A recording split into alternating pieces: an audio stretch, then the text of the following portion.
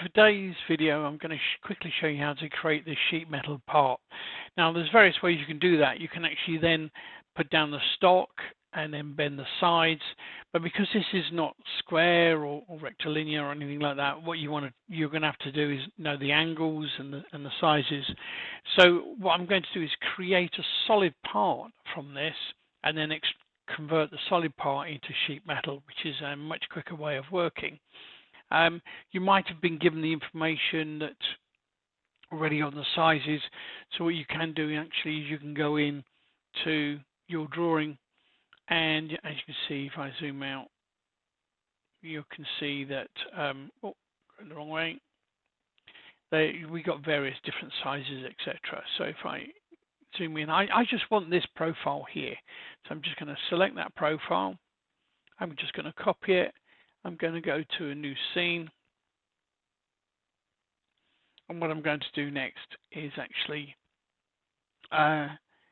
create a 2D shape from this, and I'm going to extrude. So I've taken the outline, I'm just going to extrude that shape, but because I'm doing rather than doing a hollow section, I want to do it as a solid section because I'm going to cut away to get the angle. I'm only just doing two different extrudes. What I'll do is I'll just remove some of the information or material I don't need. So I'm going to trim this off, take that off, and that.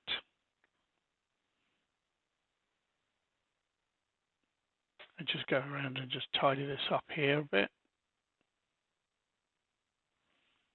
And take that.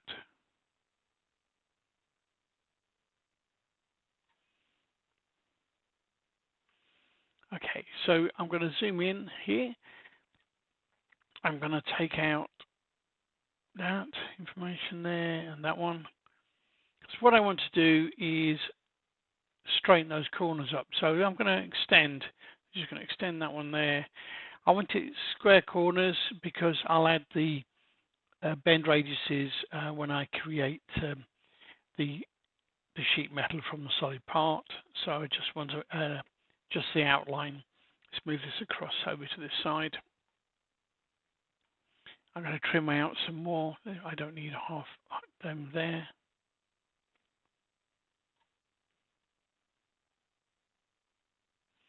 And once again, I'll just do the extend on that one and that one.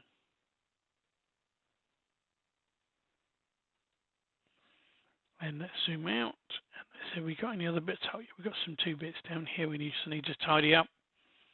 So let's just trim these off as well. And extend those.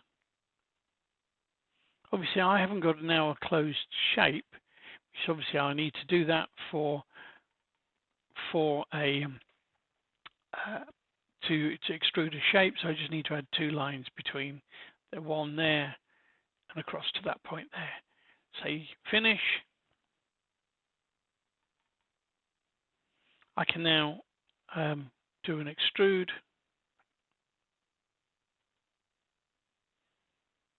Okay, and I'm going to put in a value, and it's 180.1089 long. I'm just going to say OK, and I've finished. So let's have a look at that part. That's basically the shape that I've got. Now, obviously, I need to cut down that edge across there. So the best way to do that is to just go to our starter section. And what we'll do is we just add a block on the end here. I'll put it at that point there. Now let's just zoom in and have a look. And there you can see I've got the part the whole section I'm cutting. I want to just move this out so that I can cut wider than the side there. I need to change the angle of this so that I go on that slope of 8 degrees, which is what was on the drawing. So I'm just going to move that out to that point there and just make it a bit longer like that. So I put the tri-ball on, which is this tri-ball makes it so much easier. I need to move the tri-ball to that top edge. So I'm just going to pick that edge and just say put it on there. And then I'm going to choose the axis. I'm just going to rotate it round. I'm going to make it 8 degrees. And I can see that I need to just come out a bit more to turn it off. There we go. So there I've got my basic shape, and I now need to convert this into a sheet metal part. So if we go to the sheet metal section on the ribbons at the top here, there is a convert solid part to sheet metal part. So I just click on that, and it asks you to choose the baseline from which you're going to work from. So we're going to pick the bottom face because obviously that's the largest one, and then you just go around and pick all the bends that you have. Let's make sure we get the right ones because I don't want to pick the wrong one. There we go. And you have to go around sequentially in the right order, otherwise it will give you an error saying it can't bend them because it remembers each edge as it does the bend. Now we got them at 2 mil. Actually, I'm going to select all of them. So if I select all of them, so let me just grow that down there. If I take all of these here, and I'm going to change them to 3 mil. I just say OK, and there you've created with a 3 mil bend all the way through. And obviously you want to put that hole in. The hole is 102 by 89 millimeters from the end. That's very easy. Obviously, using the tribal again, just drop the hole cut, make the diameter 102 diameter, put the tri-ball on, just move this down to the center point there. To zoom in a bit to make sure.